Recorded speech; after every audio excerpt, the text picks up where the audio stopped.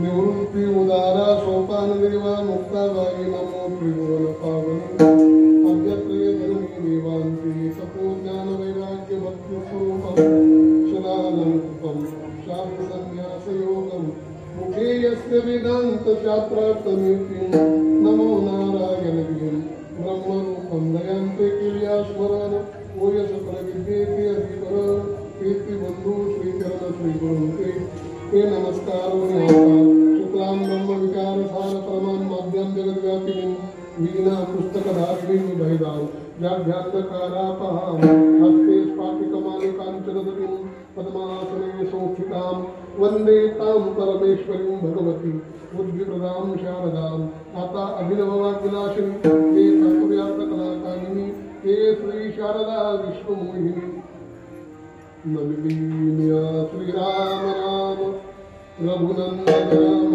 राम श्री राम राम भरताग्रज राम राम श्री राम राम रणकर्कश राम राम श्री राम राम शरणं भव राम राम शरण शरणं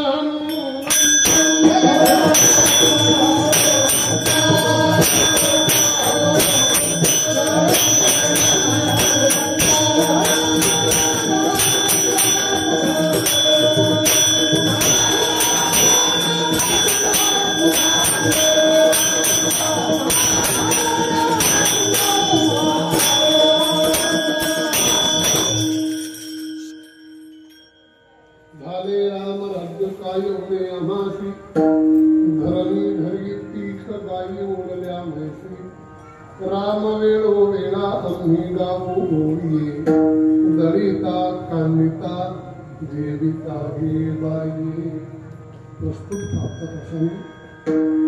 प्राप्त तरी कीर्तन रूपी सेवे करता निवडलेला अभंग देऊळचे सुप्रसिद्ध श्रीमंत श्री संत जगद्गुरु श्री तुकाराम महाराजांचा प्रभू रामचंद्राच्या राज्याचं वर्णन करणारा छोटासा 4 कडव्याचा सुंदर असा अभंग नाम सप्ताहातील या दुसऱ्या दिवसाची कीर्तन रूपी सेवा करत असताना सेवे करता निवडलेल्या विठाला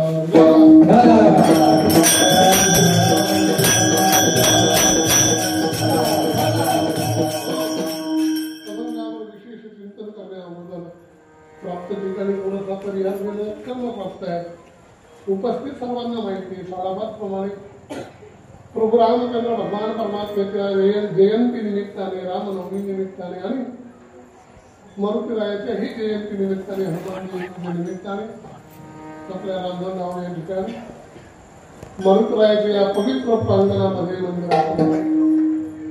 त्याप्रमाणे प्रभू रामचंद्र जगद्गुरु तुकोबराय महावीर ज्ञानोबराय यांच्या या पवित्र दरबारामध्ये समस्त ग्रामस्थ गावातील आभार वृद्ध गायक वादक असल्या प्रकारचे असणारी सर्व भद्री मंडळी आणि ग्रामस्थ मंडळीच्या सहकार्याने होणारा श्री हरी भगवान नाम सप्ताह या निमित्ताने जगद्गुरु तुकोबरायांच्या गाथ्याचं पारायण त्याचप्रमाणे यावर्षी अनिल महाराज संत कथा सांगतात आहे.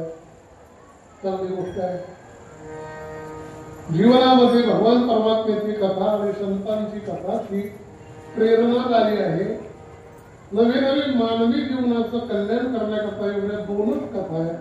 एक भगवंताची कथा आणि एक संतांची कथा. संतांची कथा संतांचं चरित्र जीवनामध्ये एवढं महत्वाचं आहे.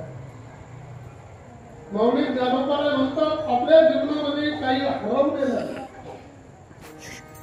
ते हरवलेलं सापडण्याकरता संतांचं चरित्र श्रवण करणं खूप गरजेचं आहे. म्हणून वानावे ऐकावे. वानावे म्हणजे वर्णन करावं. ज्याला वर्णन करता येत नाही त्याने कमीत कमी ऐकावं. केव्हा तेची सदा नाही हरपले दिवस आले तैसे हरपले दिवस आले तरी संतांचे पाहता दिवस आले. तैसे हरपले आपणाते ठावे तरी संतांचे पाहता दिवस आले म्हणून वानावे ऐकावे ते किशोरा. आपल्या जीवनामध्ये सुख शांती समाधान ह्या गोष्टी हरवलेल्या आहेत.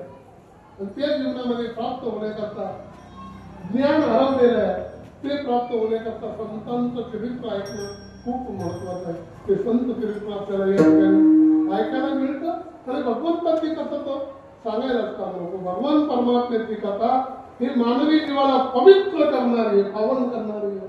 तुकोबारा म्हणतात गायीने ती लीला चरित्र पवाडे राखले सवंगले सहित जा.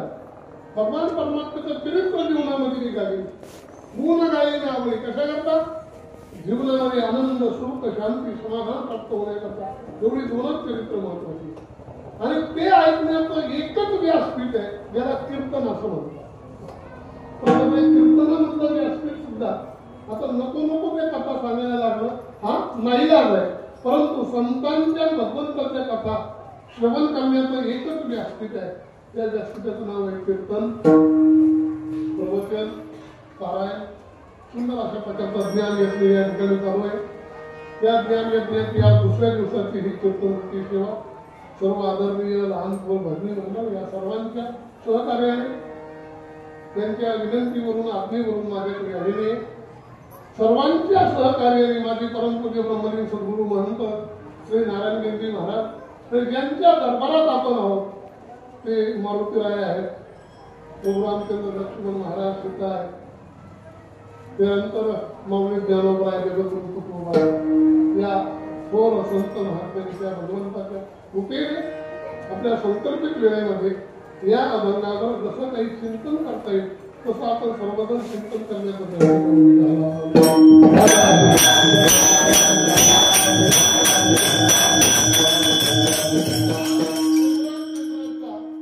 अवतार या भूतलावर त्रेतायुगामध्ये झाला. ती तिथी आज आहे. वार नाही पण तिथी आहे. नवमी तिथी आहे. चैत्र शुद्ध नवमी शुद्ध पक्षातली नवमी तिथी. या तिथीला त्रेतायुगामध्ये भगवान परमात्मा दुपारच्या वेळेला या भूतलावर अवतीर्ण झाले. अवतार झाला जन्म झाला काय अडचण. भगवान परमात्मा प्रगट झाले या भूतलावर दुपारी 12 अशी नवमी तिथी. आणि तेव्हापासून असेल किंवा केव्हापासून असेल पण अनादी कालापासून अनेक दिवसापासून ही रामनवमी संपूर्ण भारतामध्येच नव्हे पाश्चात्य देशामध्ये सुद्धा तुम्हाला सांगतो कोणता तरी एक देश आहे त्या देशामध्ये प्रभू रामचंद्राचं एवढं भव्य दिव्य मंदिर आहे आणि त्यांच्या नोटांवर सुद्धा प्रभू रामचंद्राचीच प्रतिमा आहे. ते म्हणतात आम्ही खरे प्रभू रामचंद्राचे वंशज आहोत. इंडोनेशिया त्या देशामध्ये म्हणजे ज्या ठिकाणी भगवान प्रभू रामचंद्राचे भक्त संपूर्ण सगळं विश्वच त्याचं आहे. अशा प्रकारे ठिकठिकाणी प्रभू रामचंद्राची जयंती साजरी होते. परंतु त्या जयंती पुढे या मावशी पुढे या इथं जागा आहे भरपूर पुढे जागा भरपूर आहे.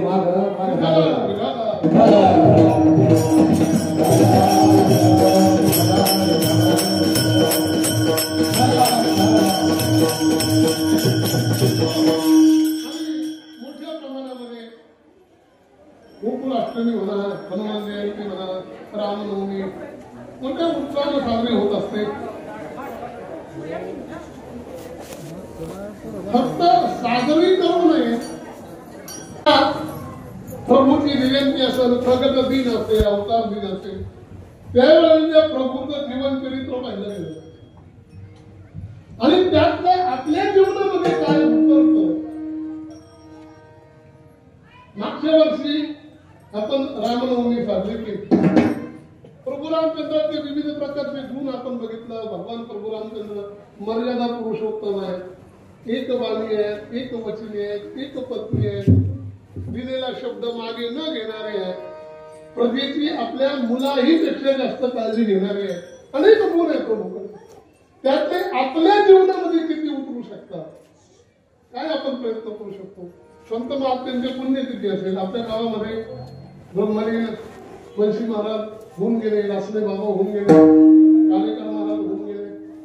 या महात्म्यांच्या वेळेला आपण पुण्यतिथी साजरी करतो त्यावेळेला त्या महात्म्याला आपल्या डोळ्यापुढे ठेवलं पाहिजे आणि विचार केला पाहिजे माझा यांचं काय संबंध आहे, काही नाही आमचा, तरी पण मी याची पुण्यतिथी साजरी का करतो, कुंभमेळ्यात लोक का साजरे करतात, तो जीवनामध्ये अभ्यास करणं महत्वाचं.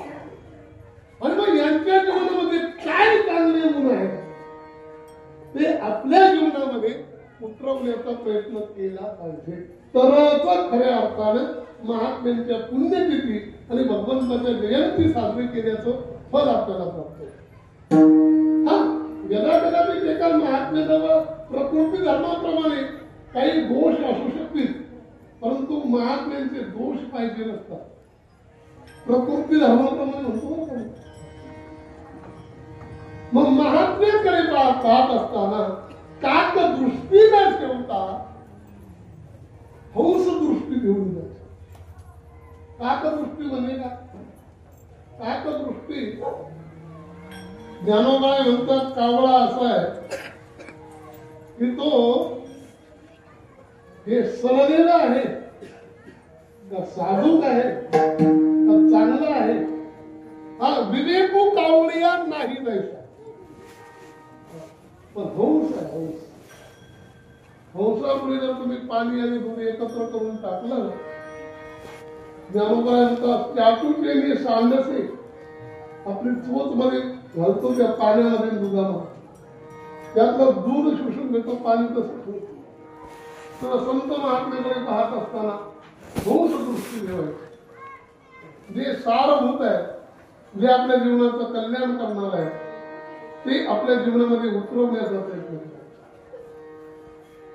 तर खऱ्या अर्थाने आपण पुण्यतिथी साजरी करतो, तर खऱ्या अर्थाने आपण जयंती साजरी करतो. आज प्रभू रामचंद्र या भूतलावर आजच्या मितीला अवतीर्ण झाले त्रेतायुगात.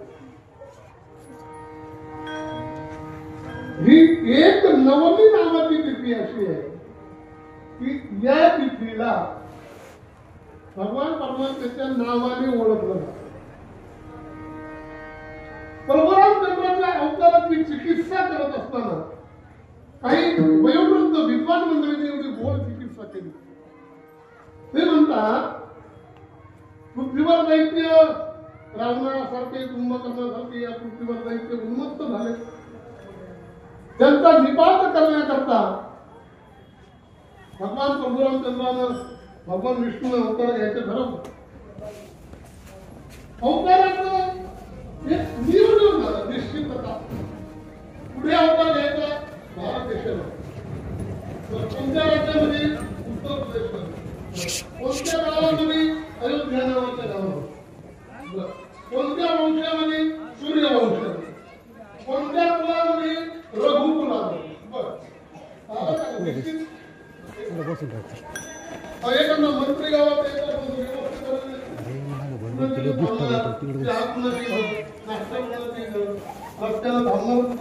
पाणी कुठे घेणार, ठीक आहे.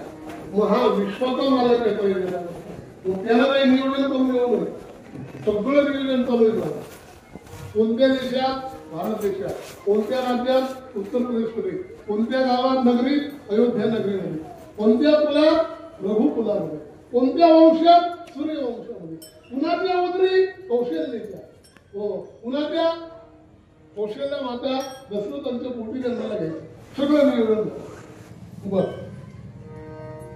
महिना चैत्र महिना निवडला, सगळं नियोजन झालं. फक्त तिथी नाही, तिथी कोणत्या तिथीला जन्म घ्यायचा नाही का? प्रतिपदा ते अमावस्येपर्यंत 16 तिथी आहेत. कोणत्या तिथीला जन्म घ्यायचा? वाराही निश्चित झाला, पण तिथी राहिली. तिथी 7 वार होते, त्यामुळे 7 वाराच्या नावाने चिठ्ठ्या काढल्या. वेगळी चिठ्ठी निघली, त्या वाराने जन्म घ्यायचा ठरवलं. माझा फक्त तिथी राहिली.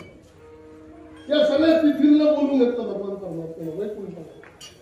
प्रतिपदा, द्वितीया, तृतीया, चतुर्थी, पंचमी, षष्ठी, सप्तमी, अष्टमी, नवमी, दशमी, एकादशी, द्वादशी, त्रयोदशी, चतुर्दशी, पौर्णिमा आणि अमावास्या या 12 दिनला बोलून घेतलं. त्याने भगवंताला वंदन केलं, सांगितलं प्रभू काय आज्ञा आहे, काय सेवा करावी आम्ही. काय नाही मला बस. तर आम्ही असं ठरवतो, आमचं सगळं निश्चित झालंय. कोणता देश, कुणाच्या उदरी, काय काय काय सगळं निश्चित, फक्त तिथी राहिली. तर आमचं असं म्हणणं आहे, कोणत्या तिथीमध्ये आम्ही जन्माला यावं, अवतार घ्यावा, तिथीला विचार कमन सांगा. तो प्रतिपदा पुढे आहे. त्या प्रतिपदेने सांगितलं, प्रभू माझ्यामध्ये जन्माला या. कोण आहे तुम्ही? माझं नाव प्रतिपदा आहे. एवढंच नाही म्हणाले, मग मी बली प्रतिपदा आहे. माझ्यापासून वर्षाची सुरुवात होते म्हणाले, बली प्रतिपदा आहे. बर बर, भगवंतांचा ठीक आहे, बसा. प्रत्येकाचं म्हणणं ऐकून घेतो. भीतीला बोलवतो, भीतीला आपण तो म्हणाले, महाराज मी बीज आहे, बीज म्हणाले. पण आपलं काही नाव लौकिक म्हणाले, वा मी बीज म्हणजे यम द्वितीय आहे, यम बीज आहे मी. हो, हा सगळ्या जगाला शिकवणारा जो यम आहे, तो माझ्या नावानं ओळखतो. यम द्वितीय माझ्या नावानं ओळखला जातो. वा वा वा, प्रभू झालं ठीक. बसा. तृतीयला विचारलं, तुम्ही कोण? माझे प्रभू मी तृतीया. तृतीया म्हणलं, काय आपलं नाव लौकिक? माझे प्रभू या दोघींचं काय ऐकता? पण मी अक्षय आहे म्हणाले, आपल्याला मरणच नाही. तेव्हा या दोघींचं काय ऐकू नका. तुम्ही माझ्यामध्ये जे वेळेला माझा कालावधी आहे 12-24 तासाचा, त्या कालावधीत जन्माला या. तृतीय आहे, अक्षय तृतीय. भगवंतांचा ठीक आहे. पुढे येत उठली, बसा बघा. चौथी आली, आपण कोण? मला ओळखलं नाही. हो म्हणे मी चतुर्थी. बरं बरं, पण तुमचं नाव लौकिक? हो म्हणे प्रभू मी चतुर्थी आहे. अहो, सगळ्या देवांची पूजा करणारा, सगळ्या देवांच्या अगोदर ज्याची पूजा होतो तो गणपती सुद्धा आपल्याला मानतो म्हणून. हो, गणेश चतुर्थी आहे. आणि तिनं तर असं सांगितलं, त्या गणपती बाप्पानं माझ्यात जन्म घेतला म्हणून त्याची सगळ्याची अगोदर पूजा आहे. मी सुद्धा माझ्यात जन्म झाला. वा चांगली गोष्ट आहे.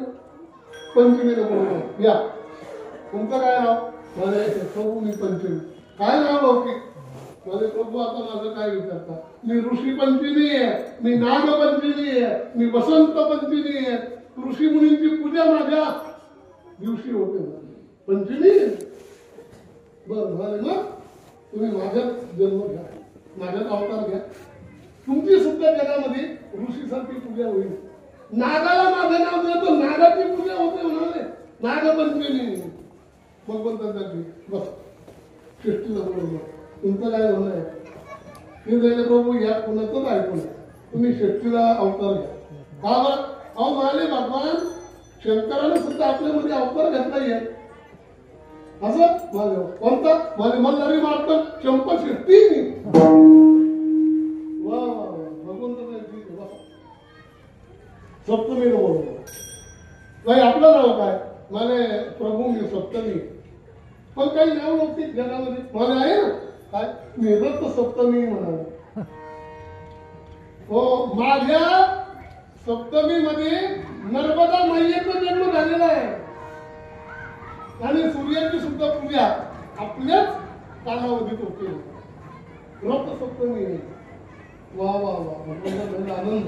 बसा. अष्टमीला बोलू. अष्टमी काय नाव लौकिक आपला? माझे प्रभू मी अष्टमी. बरं, मी गोपाष्टमी, मी कालाष्टमी. संपूर्ण जगाला खाणारा काल तो सुद्धा आपल्या नावानं ओळखला जातो. कालाष्टमी. वा वा. नंतर नवमीला बोला. नवमी आली. आता नवमीनं खाली मान घातली, डोळ्यातून अश्रू व्हायला लागले. प्रभू सांगितलं, का ग बाई काय झालं? काय वाटतेस? काहीच बोलेल काही. अगं तू बोल ना, तू कोण आहेस? माझे प्रभू मी नवमी. अगं पण तू कोण आहेस? प्रभू मी कुणीच नाही. कुणीच नाही? कुणीच नाही. बस म्हणा बस. आता बाकीच्या नावाची रडकी हिच्यात काय प्रभू? दक्षिण बोलवलं, घ्या दक्षिणी आली. सांगितलं कोण तुम्ही? माझे मी प्रभू दक्षिणी आहे. कोण पण? नाव लौकिक विजया दक्षिणी आहे.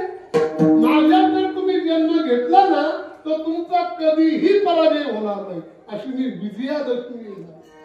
भगवंताचा दबाव आहे, आनंद बसा.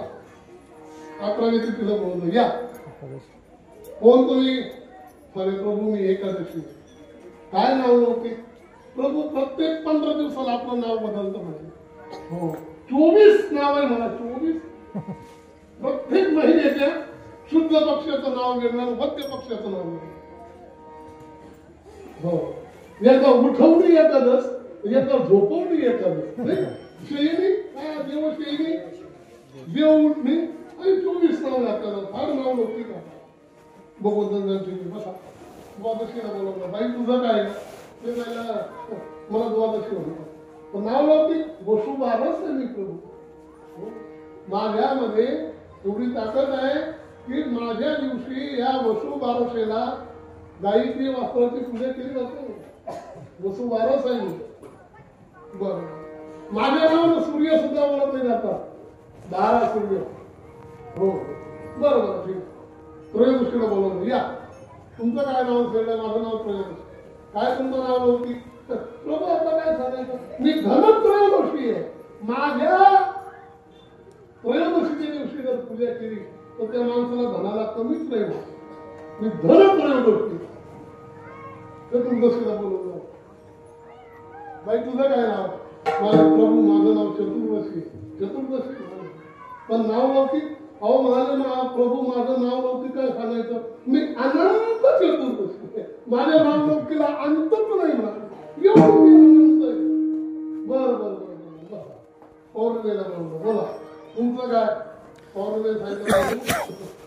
आता मी गुरु पौर्णिमा आहे, मी बुद्ध पौर्णिमा आहे. आम्ही आपलं नाव लौकिक आहे. ठीक आहे बसा. अमावस्याला बोलवलं, बाई तुझं काय? प्रभू आता सगळ्या जगाला माहिती आहे आपल्या दिवशी तर लक्ष्मीची पूजा होती म्हणाले. दरवर्षी अमावास्या आहे. बरं सगळ्यांना प्रभूला बसवलं आणि नवमीला बोलवलं. इकडे ना कुठपर्यंत रडतेस तू? तुझ्या पाठीवर थाप टाकले. सांगितलं काळजी करू नको, तू कुणीच नाही ना. मग आजपासून तुला जग माझ्या नावानं ओळखी झाली. मी तुझ्याच जन्म घेणार आहे.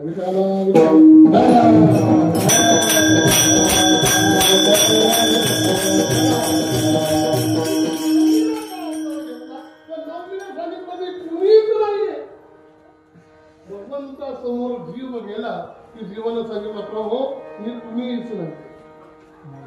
तुकोबाई म्हणतात काही कमी तो हे कोणी गावीचा. मी काहीच नाही. तुकोबाई मी काहीच नाही. आम्ही खरोखर काहीच नाही. तरी पण आम्ही देवापुढे क्वालिफाय करतो. काहीच नाही. काय आपण भगवंतापुढे काय आहे जीव म्हणजे कप पदार्थ आहे महाराज. म्हणजे सद्गुरू नारायण महाराज एक शब्द वापरत होते. ते म्हणतात भगवंतापुढे जीव म्हणजे मोठ्या दर्यापुढे दर्यामध्ये मूळभर फेकलेली खसखस. काय मोठा दर्या आहे. इकडून 25-30 फूट डोंगर आहे. इकडून 25-30 फूट डोंगर आहे. खाली खोल दरी आहे अमरनाथ सारखी. आणि त्या दरीमध्ये मूळभर खसखस फेकली. बर आपली खसखस पुढं सापडत. तसं या भगवान परमात्म्यापुढे जीव आहे महाराज. काय आपला महाराज काहीच नाही. काहीच नाही. तरी पण आपण भगवान परमात्म्यापुढे म्हणून तुकोबाईने सांगितलं भगवंतापुढे गेल्यानंतर हात बोला म्हणा. काय म्हणावे पतित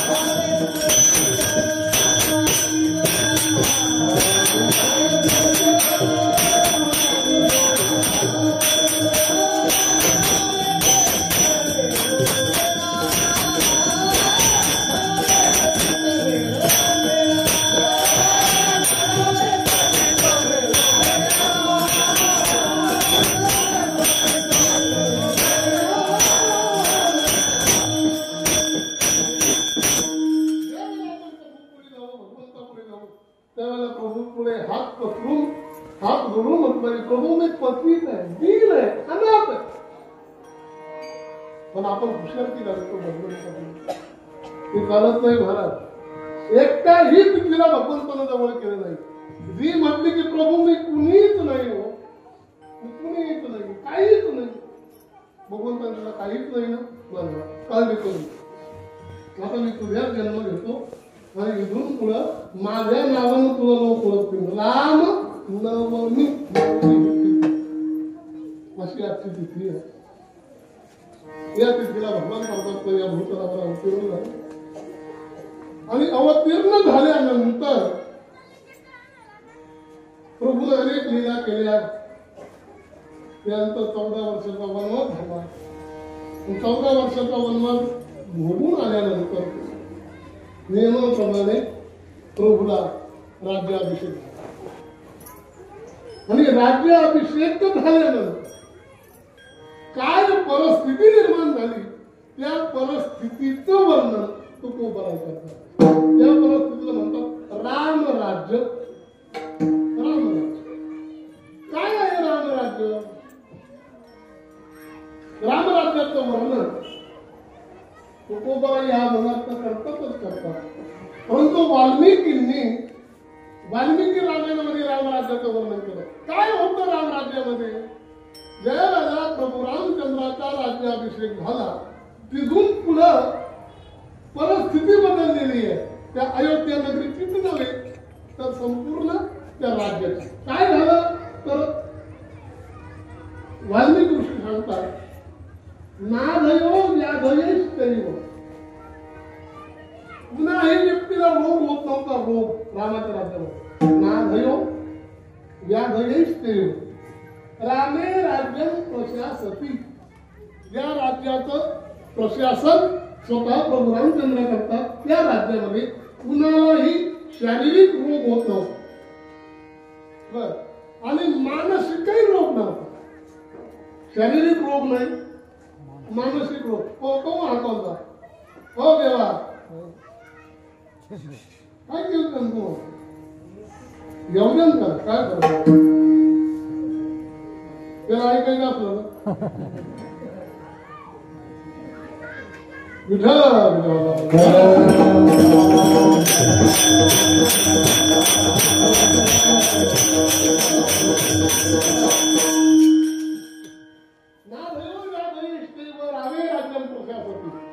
बर. आणखी वाल्मिकी सांगतात परिपक्व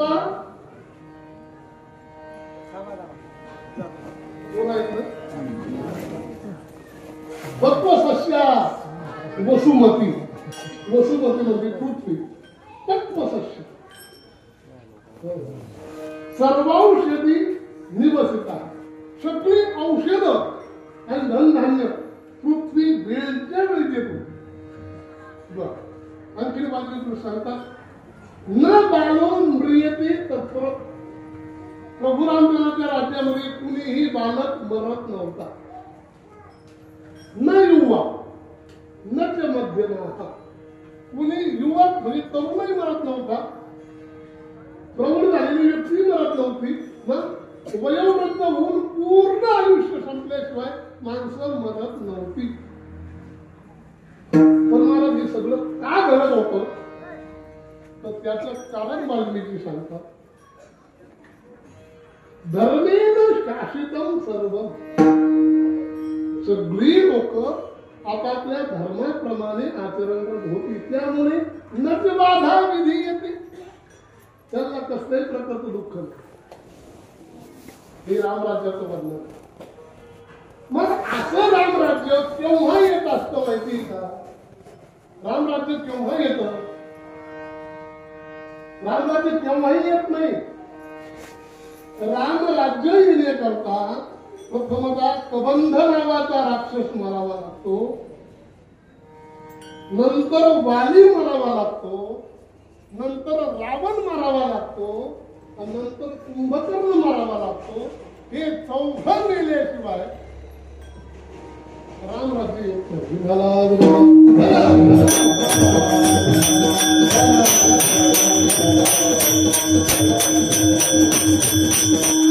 येणार होतं.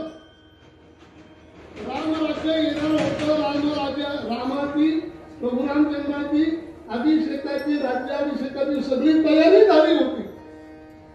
पण हे चौघं जिवंत असल्यामुळे रामराज्य होऊ शकलं नाही. पुढे म्हणतो काय बा राम वनवासाला गेला. पुढे म्हणतो काही काही ना तसं डोकं भरवलं. काही मुलं राम वनवासाला गेला. काही म्हणतो नाही हो म्हणे मग अहो त्या काही पण त्या मंथरीनं डोकं भरवलं. मग कुणी म्हणतं मंथरीमुळे राम वनवासाला गेला. कुणी म्हणतं काही मुलं राम वनवासाला गेले. कुणी म्हणतं दशरथ राजामुळे राम वनवासाला गेले. पण आमचे ज्ञानोबराय म्हणतो या तिघांनी दोष देतो. ते म्हणतात कर्मे श्रीराम वनवासा गेला. ज्ञानोबाईंचं मत वेगळं आहे. सर्वसामान्य लोकांची मत वेगळी आहे. काहीही असो परंतु राम राज्य झालं नाही का ते चौघ जिवंत होते म्हणून. कबंध कोण आहे? कबंध असा एक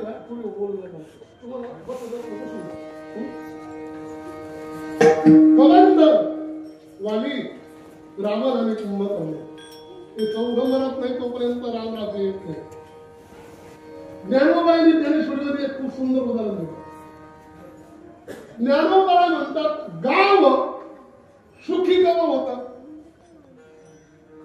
गावातले 3 प्रकारची माणसं मेल्यानंतर ज्ञानोबा म्हणतात मी नाही म्हणतो.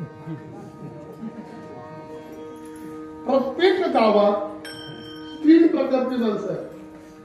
ते 3 प्रकारचे माणसं मेले हे नक्की प्रकारे नष्ट झाले तर गाव सुखी होतं असं ज्ञानोबाईंचं म्हणणं. शरीर आपलं शरीर आहे ना शरीर निरोगी केव्हा होतं तर ज्ञानोबाई होतात या शरीरामध्ये 3 दोष आहेत. या दोषांचं नाव आहे कफ वात पित्त. हे 3 दोष यांचा अतिरेक कमी झाला की शरीर निरोगी राहतं. अंतकरण आनंदी केव्हा होतं तर ज्ञानोबाई सांगतात आध्यात्मिक ताप आधी भौतिक ताप आणि आधी दैविक ताप हे 3 ज्यावेळेला अंतकरणातून जातील त्यावेळेला अंतकरण आनंदी होतं. ज्ञानोबाई त्रिदोषी सांडिले शरीर त्रिदोषी सांडिले शरीर त्रिकुटी फिटलिया नगर त्रिदाह विमानिया अंतर जैसे होय. गावातली 3 माणसं सांगू का शरीरातले 3 दोष कफ वात पित्त जर नष्ट झालं त्यांचा अतिरेक कमी झाला की शरीर निरोगी राहतं. अंतकरणात ते आध्यात्मिक आधी भौतिक आधी दैविक 3 ताप गेले की अंतकरण सुद्धा आनंदी प्रफुल्ल शांत समाधानी होत. तसं गावातही 3 प्रकारची माणसं आहेत. प्रत्येक गावात आहे त्या 3 प्रकारची माणसं ज्ञानोबाईंनी वर्णन केलं. गावात चहाडी करणारी माणसं प्रत्येक गावात चहाडी करणारी. गावात चोरी करणारी माणसं आणि 3रं गावात व्यभिचार करणारी माणसं आहेत. या प्रत्येक गावातली 3 प्रकारची माणसं नष्ट झाली ना तर ते गाव म्हणजे रामराज्य. या गावात चोरी होता कामा नये. या गावामध्ये कुणी कुणाची चुगली लावता कामा नये आणि त्या गावामध्ये कुणीही कुणाकडे वाईट नजरेनं पाहता कामा नये. या 3 गोष्टी गावात असल्या की ते गाव म्हणजे रामराज्य. चहाडी चोरी आणि शिंदरकी या गावातल्या 3 गोष्टी गेल्या की गाव सुखी होतं समाधानी होतं प्रफुल्लित होतं आनंदी होतं. जसं गाव सुखी होण्याकरता या 3 गोष्टी जाव्या लागतात. शरीर निरोगी होण्याकरता कफ वात पित्त जावं लागतं. अंतकरण पवित्र आनंदी होण्याकरता आध्यात्मिक आणि भौतिक अधिदैविक ताप जावा लागतो. तसं रामराज्य येण्याकरता कबंध, वाली, रावण आणि कुंभकर्ण मरावे लागतात. तेव्हा रामराज्य येतो.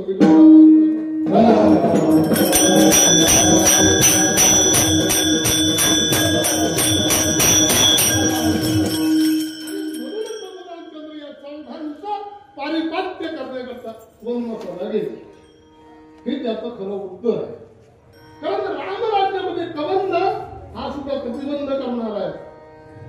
रामराज्यामध्ये वाली प्रतिबंध करणार आहे. रामराज्यामध्ये रावण प्रतिबंध करणार आहे. आणि रामराज्यामध्ये कुंभकर्ण सुद्धा प्रतिबंध करणार आहे. हे चौघ कशाचं प्रतीक आहे तर कबंध हा स्वार्थाचं प्रतीक आहे. वाली हा संशयाचं प्रतीक आहे. रावण हा कामाचं प्रतीक आहे. आणि कुंभकर्ण हे क्रोधाचं प्रतीक आहे. जोपर्यंत स्वार्थ बुद्धी जीवनात जात नाही तोपर्यंत तुमच्या जीवनामध्ये रामराज्याचा एक पाऊल उभा राहत नाही. स्वार्थ कबंध नावाचा राक्षस होता. त्यावेळेला प्रभू रामचंद्र वनवासामध्ये चालले. लक्ष्मणजी आणि प्रभूजी सीतामातेला चोरून गेलेला आहे. त्यावेळेला तो कबंध त्याचे योजन हात होते आणि त्याचं पोट आपलं तोंड इथं धरलं त्याला. त्याचं तोंड पोटात होतं. पोटात स्वार्थी लोक आहे ना त्यांचं तोंड दिसत नाही. त्यांचं तोंड पोटात राहतं. पोटात हो. या हातानं स्वाहा, ह्या हातानं तो कबंध हेच करायचं मला. हो. एक एक म्हणजे कोस, एक एक हात, एक एक कोस होता. कोस आता योजन वर्णन केलं. योजन म्हणजे 4 कोस. 4 कोस म्हणजे 6 मैल. 6 मैल म्हणजे 6 दिल 6 गुणे 12 किलोमीटर एक हात. मग तो जर राजंगावमध्ये असला तर नेमशेच्या ज्ञानेश्वर माऊली मंदिरापासूनचा माणूस तो बोलून येईल. 12-15 इतके अंतर असून एवढे तिथे हात होते. काही येऊ मग हातात काही येऊ, वाघ येऊ, सिंह येऊ, लांडगा येऊ, की तो घ्यायचा पोटात झाला.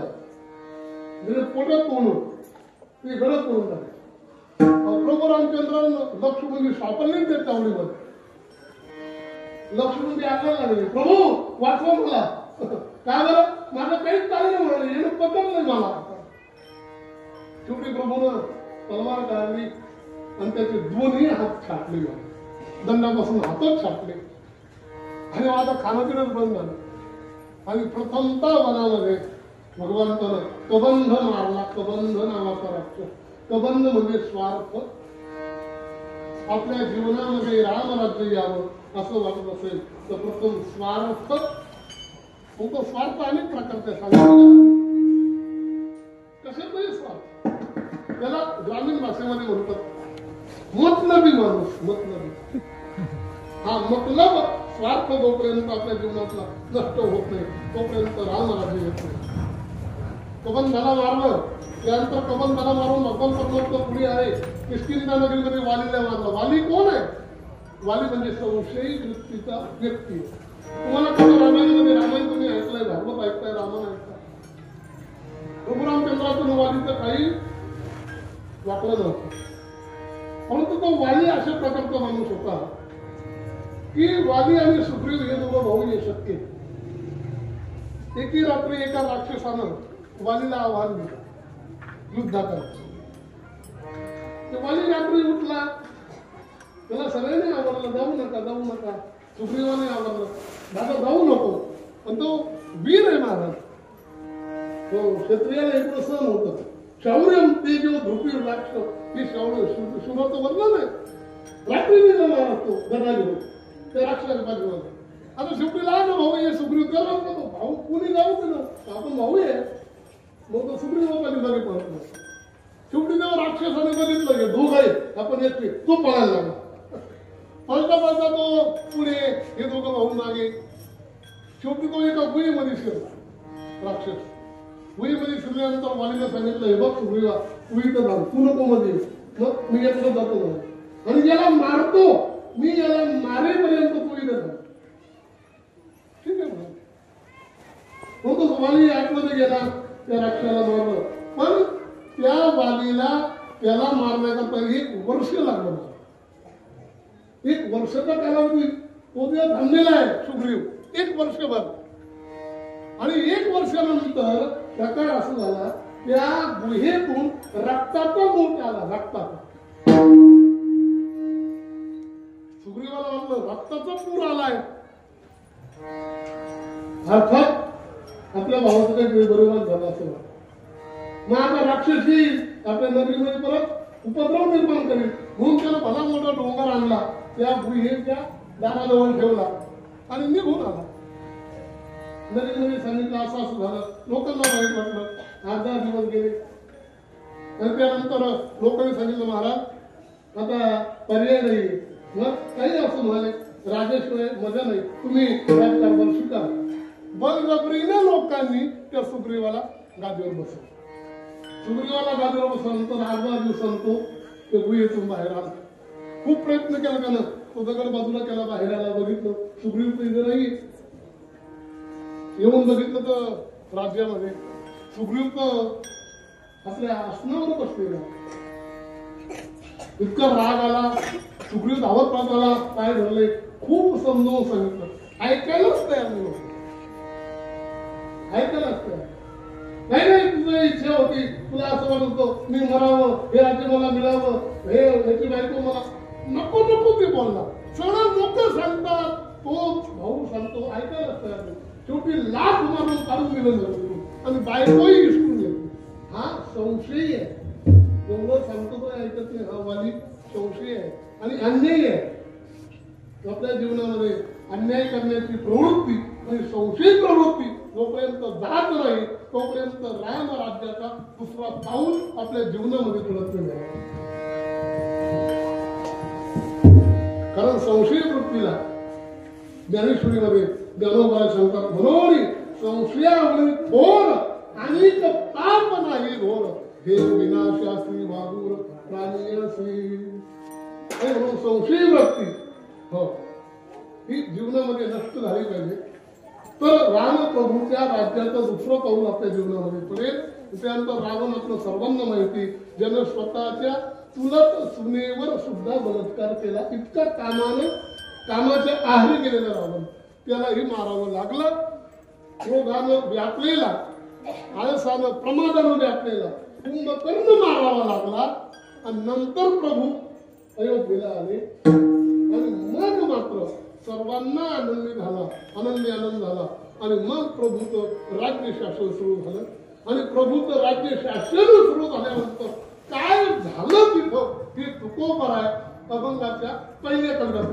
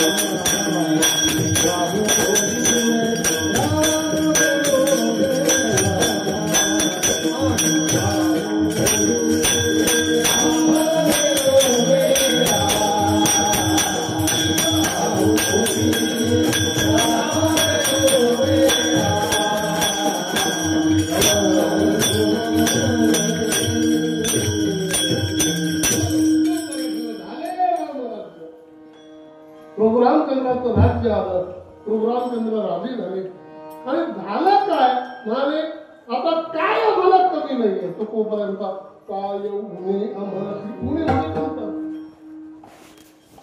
भगवंताचं राज्य आलं की भक्ताला काही कमीच पडत नाही.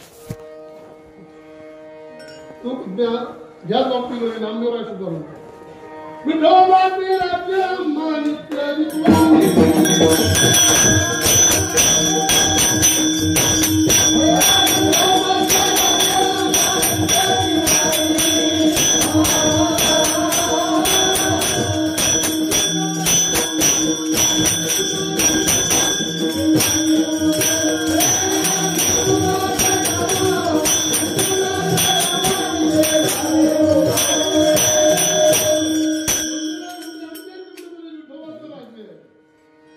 भक्ताच्या जीवनामध्ये भगवंताचं राज्य आलं की भक्ताला कमीच वेळ पडत नाही.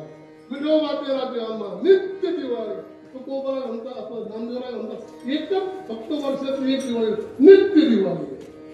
बर तुझं तुकोबा म्हणतात काय येऊन नियमाची काय कमी आहे काहीच कमी नाही.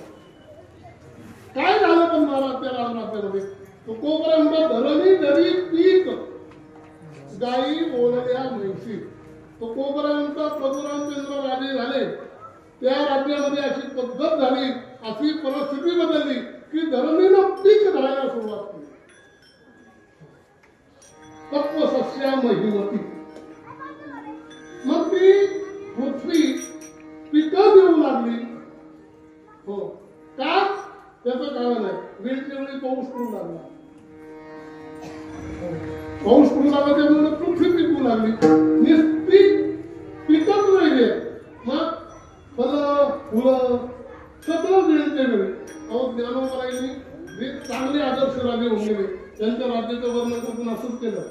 18 भार वनस्पती हली फुली वावीच्या पोखरणी नदी गंगा वाहती ज्या घरी पुनः स्त्रिया राज्य दानी व संपत्ती. हे आदर्श राजांचं वर्णन आहे. 12 महिने नद्या वाहतात वेळच्या वेळी पाऊस पडतोय मागे पुढे अजिबात नाही. मग पाऊस वेळची वेळी पडला की जमीन पिकणार. वेळच्या वेळी पाऊस पडल्यानंतर जमीन पिकणार. पण ही पृथ्वी कशामुळे पिकली माहिती आहे का? पृथ्वीला भगवान परमात्मा राजा झाल्यानंतर अतिशय आनंद झालेला आहे. का त्या पृथ्वीचं आणि भगवंताचं खूप जवळचं नातं आहे. अनेक प्रकारचं नातं आहे. पृथ्वीला आनंद झाला की फळं फुलं देऊ लागली. का आनंद झाला तिला? पृथ्वीला आनंद का झाला? पृथ्वीला आनंद व्हायचं कारण असं की भगवान प्रभूनं त्या पृथ्वीवरचा बोजा कमी केला. आनंदली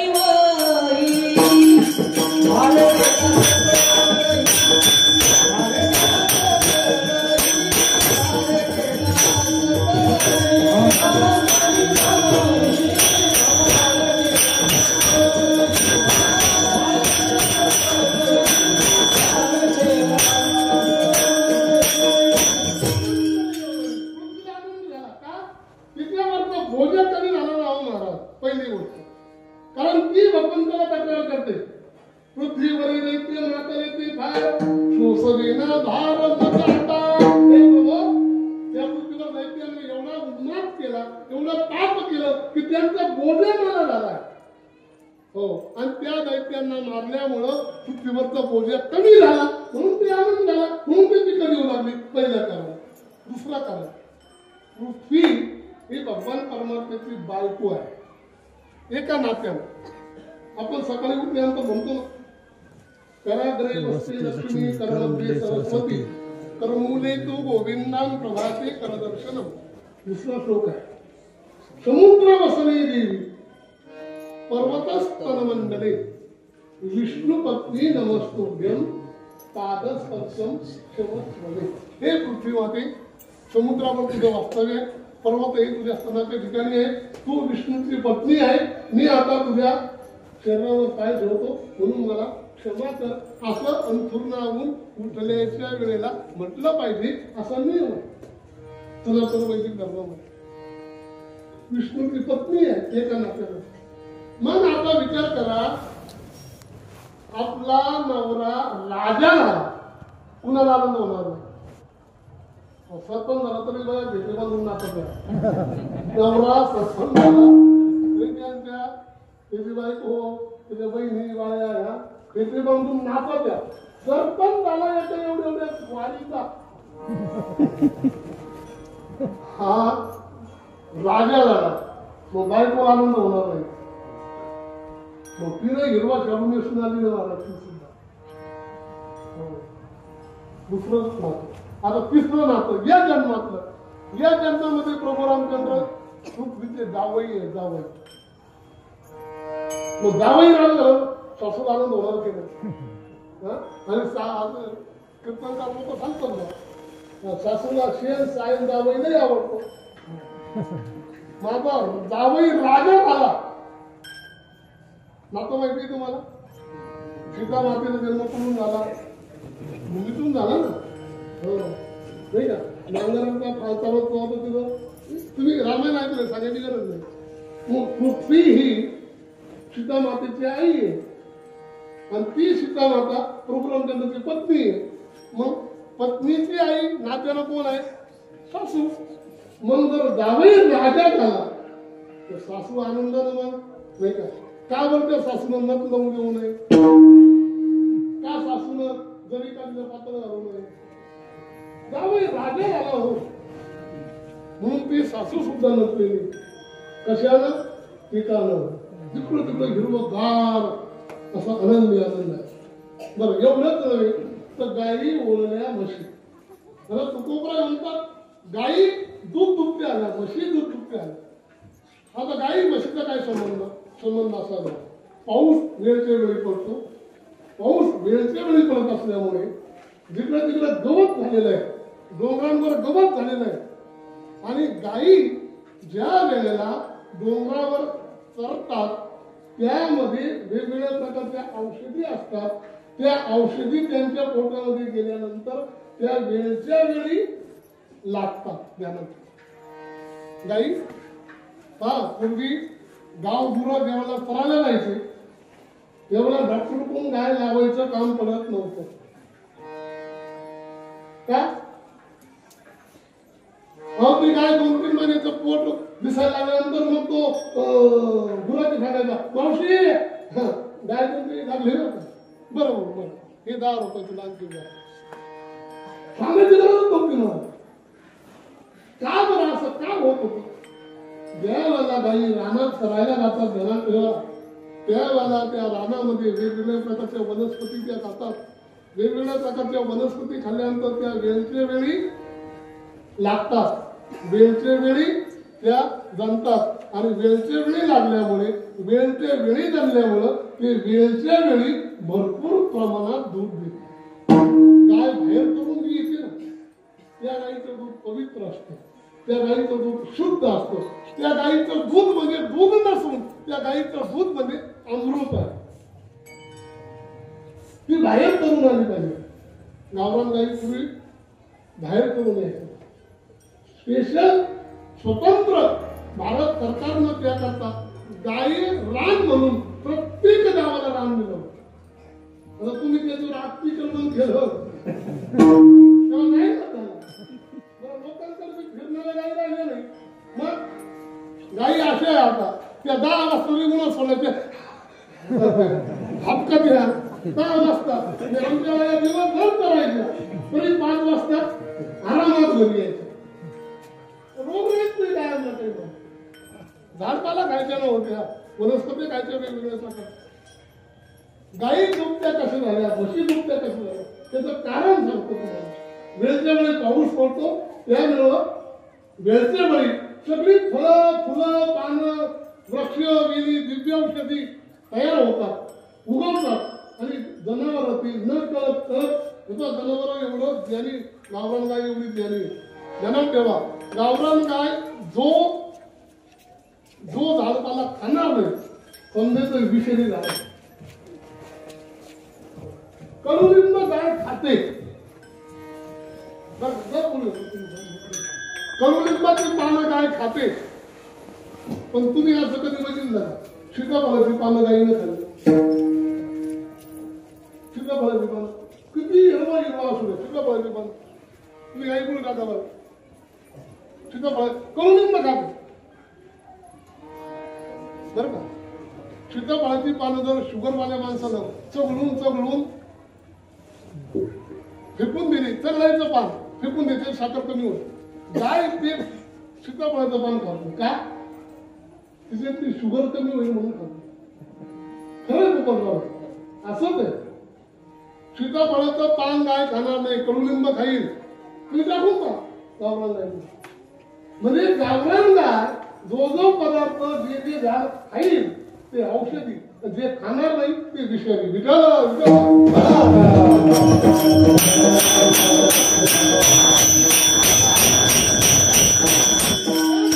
गाई बाहेर करून येतात, तृप्त होतात, वेळच्या वेळी त्या दूध दुभते देतात, गाई म्हशी करायला जातात. हे रामराज्यातलं वैशिष्ट्य आहे. मग अशा प्रकारचं हे रामराज्य आलं का हो म्हणाले महाराज. त्या रामानं रामराज्य इथं आलं, प्रभू रामचंद्र राजा झाले. त्यांच्या शुद्ध आचरणानं पृथ्वी माता आणि फळं फुलं धान्य देऊ लागली. गाई वेळच्या वेळी दूध देऊ लागल्या, भरपूर दूध देऊ लागल्या, म्हशी भरपूर दूध देऊ लागल्या. मग त्या रामाबद्दल तुमचं काय मत आहे? प्रभू तुकोबाराय सांगतात काय मत काय सांगतात. ज्या रामाच्या कृपेनं हे सगळं झालं त्या प्रभू रामचंद्राला आम्ही सगळं काम करताना मोठ्या आनंदानं गाऊ. अभंगाच्या दुसऱ्याकडे राम वेळ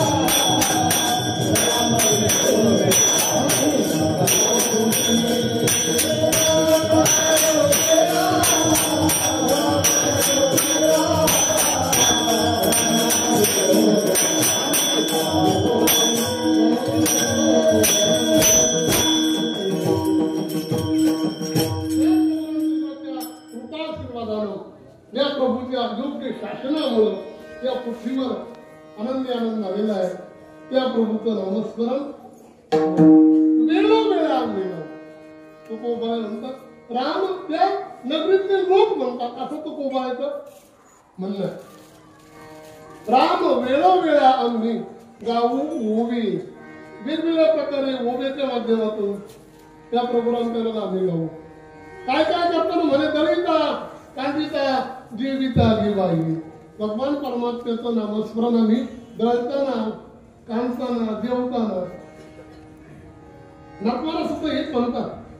भगवंताचं नामस्मरण करण्याकरता तुम्हाला घरातल्या कोणत्याही प्रकारच्या कामाची अडचण नाहीये. हो हरी बोला देता हरी बोला घेता उठता बैसता हरी बोला. आणि या सगळ्याचं तात्पर्य तुकोबाराने स्पष्टपणे सांगितलं. कानामध्ये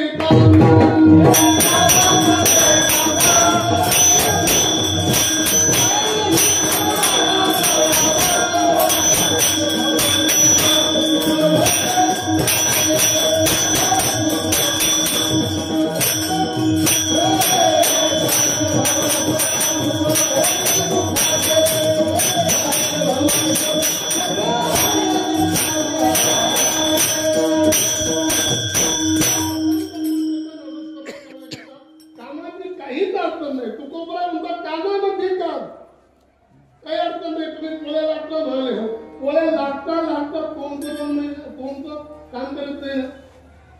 पोळ्या लागून राहिलं पोळी गोल होती का पिशवी होती डोळे पाहतात नाकाचं श्वासात घ्यायचं काम आहे ते चालू आहे. कुणीतरी काही बोलतो ते कान ऐकायचं काम कोण मोकळत आहे ना. कोणत्या देवाची काय नाही का ते अन्नामध्ये काहीतरी सात्विक गुण उतरते आणि ते अन्न खाणारे सुद्धा सात्विक बुद्धीवान होते नाही का. स्त्रियांना भगवंताचं नामस्मरण करता करता कसल्याचं कधी अडचण नाही. त्या म्हणतात आम्ही दळिता कांदिता जीविता जेवताना भगवंताचं नामस्मरण घेऊ दळण दळताना घेऊ दळण काढताना घेऊ आपल्या जेवणाने त्या भगवंताचं नामस्मरण करायचं त्या स्वतंत्र बसून होते का त्याला नामस्मरण करायचं असं होतं त्यांचं काम. उपवासच्या गवळीचं काय काम होतं त्या भगवंताचं नामस्मरण केव्हा करत होतं. एक तर त्या सासूर वास्तू होत्या आपण कालेजी कृपणामध्ये ऐकतो. सासूर वास्तू म्हणल्यानंतर पूर्वीच्या ज्या सुना होत्या अतिशय काम तीच गवळ म्हणते बहुत कामे मत नाही आला मुख एक सारिता तो पुढे उभे एक काम सारखं काम मारलं. मग त्यांना जर सारखं काम होतं त्या भगवंताचे अतिशय भक्त होते. असं कसं मग त्या भगवंताचं नामस्मरण केव्हा करत होतो.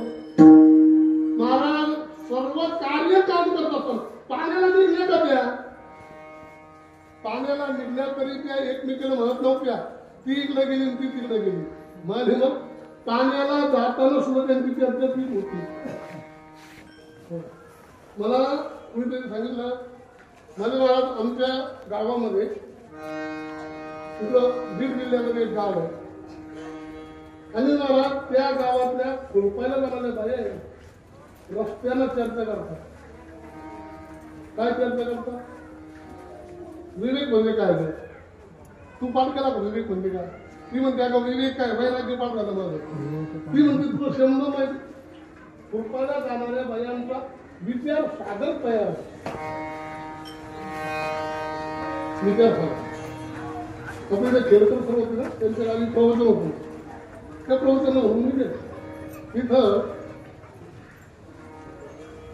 वीरसिंग महाराज गडकरी यांचं कीर्तन होतं. बाबांचं कीर्तन आहे आमच्या सद्गुरूंचे ते गुरु बनलो कीर्तन ऐकून राहावं म्हणून मी प्रवचन झालं माझं मी थांबलो. थांबल्यानंतर परमपूज्य ब्रह्मलीन वीरसिंगजी महाराज आम्ही एकाच पंक्तीला जेवणाला बसलो.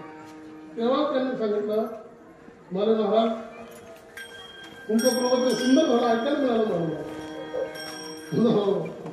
महाराज तुमचीच कृपा आहे. नाही म्हणाले परंतु सुंदर प्रवचन झालं. आमच्या बायांनी सांगितलं महिला मंडळांनी वयोवृद्ध बायांनी किंवा त्या बोलणं चांगलं प्रवचन केलं. बरं म्हणजे महाराज आमच्याकडे इतके विद्वान लोक आहे तुमचं प्रवचन चांगलं झालं असं म्हणणारे ज्या बाया आहे ना त्यांचा विचार सागर तयार आहे.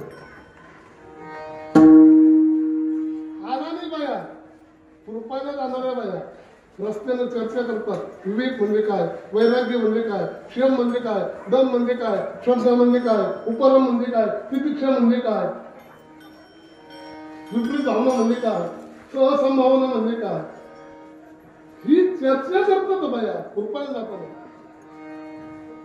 तसं अयोध्येतल्या बाया गोकुळातल्या बाया सगळं काम चालू आहे त्यांचं. संसार प्रपंच बंद नाही महाराज. आणि कुठं सांगितलं भगवंताच्या नामस्मरणाकरता संसार प्रपंच बंद करावा लागतो. ज्ञानोबा ठणकून सांगतात आता गृहाधिक आघवे हे काहीही न लगे त्याजावे, हे काही सोडायची गरज नाही भगवंताचं नामस्मरण करण्याकरता. तुकोबाईच्या छातीला हात लावून सांगतात, सुखे करावा संसार न संतावे दोन्हीवा, दया क्षमा घर तो दवीत येतील. भगवंताचं नामस्मरण करण्याकरता तुम्हाला कसल्याही प्रकारचं कोणतंच काम अडवं येत नाही, फक्त तुम्ही ठरवलं पाहिजे. तुकोबाई म्हणतात, ऐसा जो निश्चय करी जो मनाचा तुका म्हणे त्याचा पांग फिटे. तुम्ही ठरवलं पाहिजे मला भगवंताचं नामस्मरण करायचं आहे. लोक म्हणतात देवाचं नामस्मरण करा, वेळच नाही, मरायला वेळ नाही. मरायला वेळ नाही, मरण आलं वेळ आहे की नाही. भगवंताचं नामस्मरण सगळं काम करता करता करता येतं, काही अडचण नाही. तिला भगवंताच्या नामाला काळाचं बंधन नाही, वेळाचं बंधन नाही, वयाचं बंधन नाही, कसलंच बंधन नाही. सर्व काळ चिंतनाशी लगे वेळ सर्व काळ करावे. तसं त्या अयोध्येतल्या बाया भगवंताला गातात किंवा दळीता दळण दळतो नाही, म्हणजे तसं आपल्या बाया दळण दळताना काही कारण दळण दळताना आमची जणू गाणं गायला नाही असं नाही. पण तिने सांगितलं ये रे बा विठ्ठला, तुम्ही भाऊ गेला आमच्यावर पुढे केलं नाही भगवंताचं नामस्मरण. पहिली माझी उडी जगत तुझ्या जीवना तुकोबाई भगवंताला गावं, केव्हाही गावं, दळण दळताना गावं, बरं शाळी काढताना गावं, बरं जेवताना गावं. जेवताना सुद्धा जो भगवंताचं नामस्मरण प्रत्येक घासाला घेतो, तुकोबाई म्हणतो त्याला उपवास घडतो. नाम म्हणे ग्रासो ग्रासी तो देवीला ना उपवासी. तुकोबाई म्हणतात त्याला उपवास घडतो भगवंताचं नामस्मरण. आणि म्हणून आपल्याकडे नियम आहे, वदनी कवळ घेता नाम घ्यायचं घ्यायचे, तेव्हाही भगवंताचं नामस्मरण करा. त्या भगवंताचं नामस्मरण केल्यानं काय नेमका फायदा काय होतो. तुकोबाई म्हणतात फायदा असा आहे, भगवंताचं नामस्मरण केल्यामुळे दुःख नावाची गोष्ट स्वप्नात सुद्धा येते. आपल्या जीवनात दुःख का प्राप्त होत माहिती, आपण दुःख प्राप्त झाल्यानंतर भगवंताचं नामस्मरण करतो. पण कबीर साहेब सांगतात, दुःख में सब कुछ समीरण करले, सुख में करे ना कोय. कबीर साहेब म्हणतात तुमच्या जीवनामध्ये दुःख प्राप्त होण्याचं कारण असं, तुम्ही दुःख प्राप्त झाल्यानंतर देवाचा धावा करता, देवाला अडवायचा प्रयत्न करता. तुम्ही सुखात आहे त्यावेळी मात्र तुम्हाला देवाचे आठवण होत नाही. पण कबीर साहेब म्हणतात, सुखने जब कोई सुमीरण करले, दुःख का हे को होय. काय तुम्ही सुखामध्ये असताना जर आनंदात असताना जर भगवंताचं आनंदानं नामस्मरण केलं तर दुःख येणारच नाही. मग ते दुःख जे तुमच्या जीवनामध्ये ते सुखाची जागा दे. कामामध्ये काम, काही म्हणायला जाईल भवश्रम आणि सुख होईल. कशाचे सुख होईल, जे दुःख आहे त्या दुःखाचं रूपांतर सुखामध्ये होईल असं तुकोबाई म्हणतात. आणि जर दुःख नावाची गोष्ट तुकोबाई म्हणतात स्वप्नात सुद्धा येईल. तुकोबाईने विचारला, महाराज तुम्ही जीवनामध्ये सुखी आहे का. माझे हो तुका म्हणे खातो आनंदात गेला नका करू म्हणून घ्या रे तुम्ही आनंदात गेलो आनंद करू. मी सुखी आनंदी पण कशामुळे आहात असं जर तुकोबाईने विचारलं तर तुकोबाई त्याला उत्तर देतात, सदा नाम घोष करू हरी.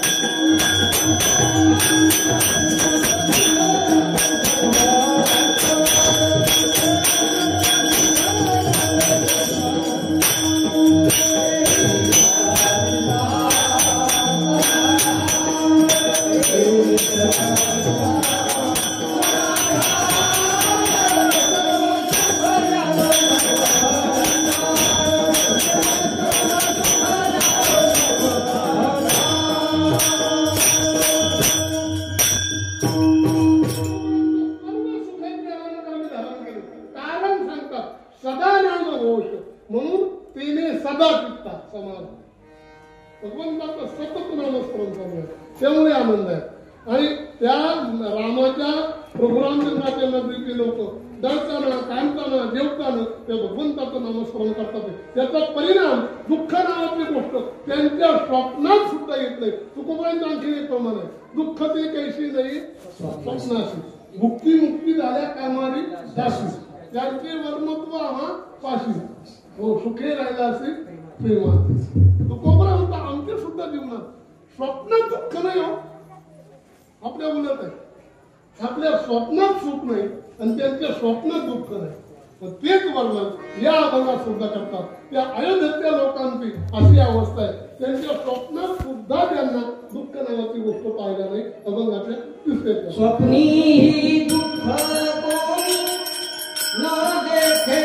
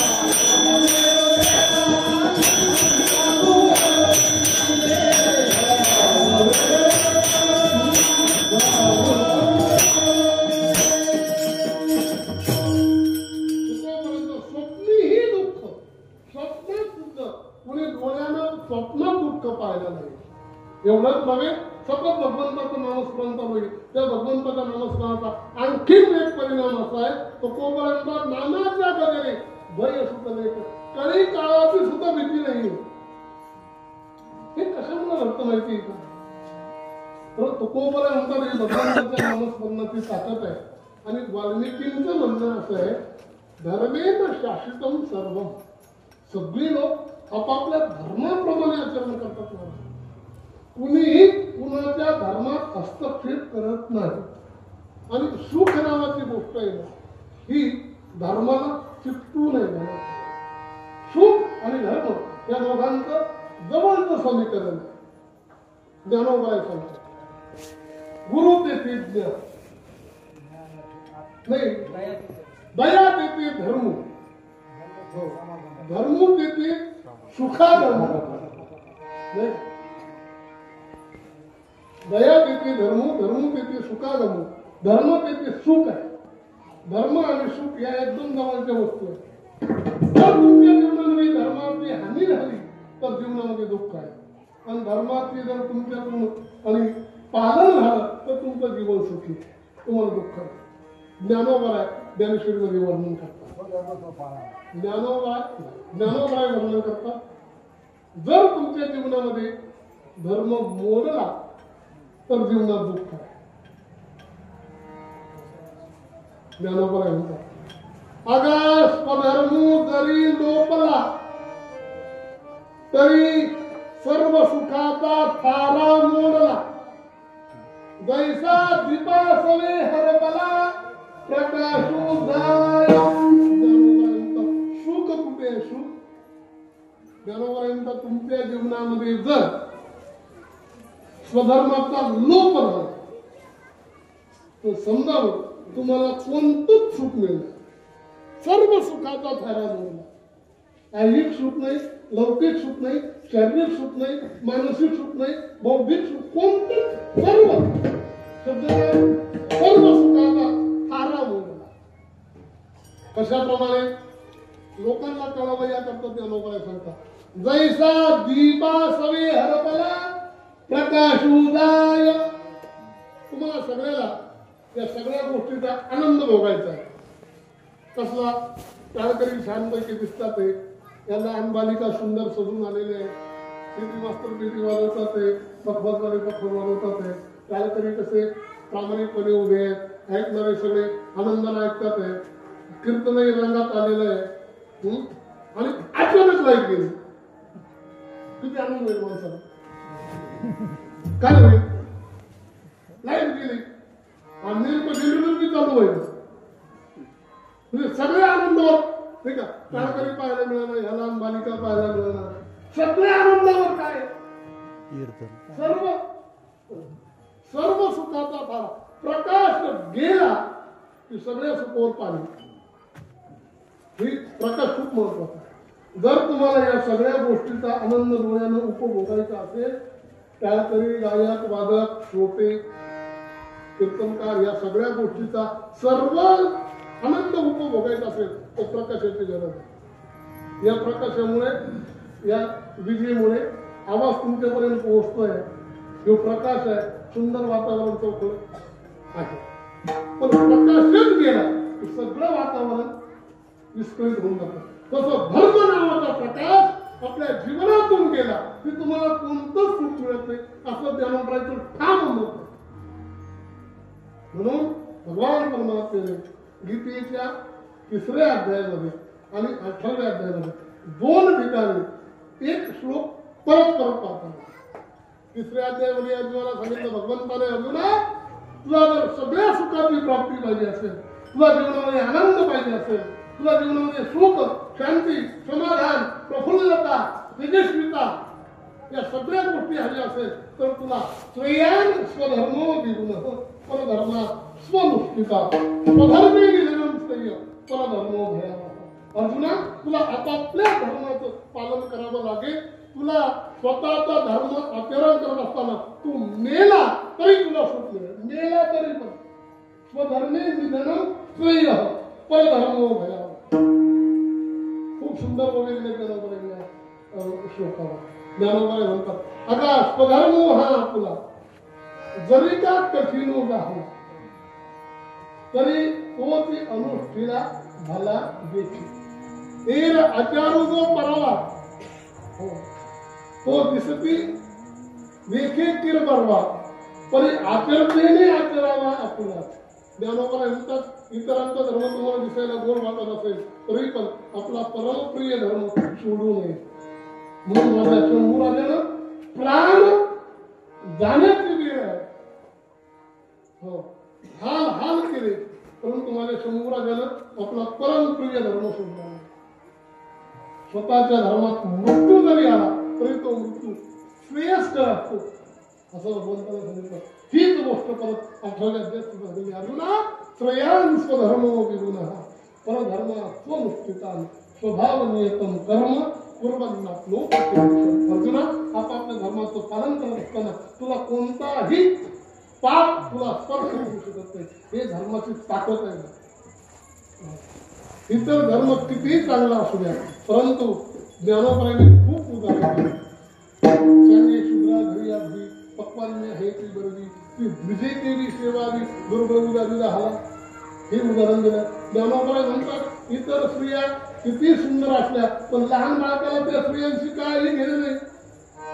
रंबीर हुणी करावी काय करावी या बाळकेने काय बोलता आपली रूप जरी झाली तरी तिची भोगिका भरी बिया बरी अनेक उदाहरणं दिली. अर्जुना जी आपली पत्नी आहे तीच भोगण्यात तो धर्म पाळणं जातो. तो इतर किती स्त्रिया सुंदर असल्या त्याच्याशी काही घेणं नाही. ते बालक आहे ते आपल्या आईशी एकनिष्ठ आहे. त्याला रंबीसारख्या सुंदर स्त्रिया असल्या त्या बालकाला काही घेणं नाही. अनेक उदाहरणे ज्ञानोबा म्हणतात, हो पानिया हुनी बहुवे तुपी गुण किंवा होय परी निराकार होय त्याच्यावरी. अर्जुना पाण्यामध्ये तुपामध्ये पाण्यापेक्षा विशेष गुण आहे पण पाण्यातला मासा काढून तुपात टाकला त्या मासा पाण्यात जगल तुपामध्ये मरण. मग खूप चांगलं तर पाणी चांगलं. आपल्या दृष्टिकोनातून जरी खूप चांगलं तरी माशाच्या दृष्टिकोनातून पाणी चांगलं. पाण्यात त्याला जीवन आहे तुपात जीवन नाही. तसं माणसाला आपापला धर्म कसाही असू द्या कसंही असू द्या आपापल्या धर्माप्रमाणे आचरण केलं की जीवनामध्ये दुःख नावाची गोष्ट स्वप्नात सुद्धा येत नाही. आणि आपापल्या धर्माप्रमाणे आचरण करून भगवंताचं नामस्मरण केलं तर काय सुद्धा आपल्याला घालवतं. अनेक ठिकाणी वर्णन आहे.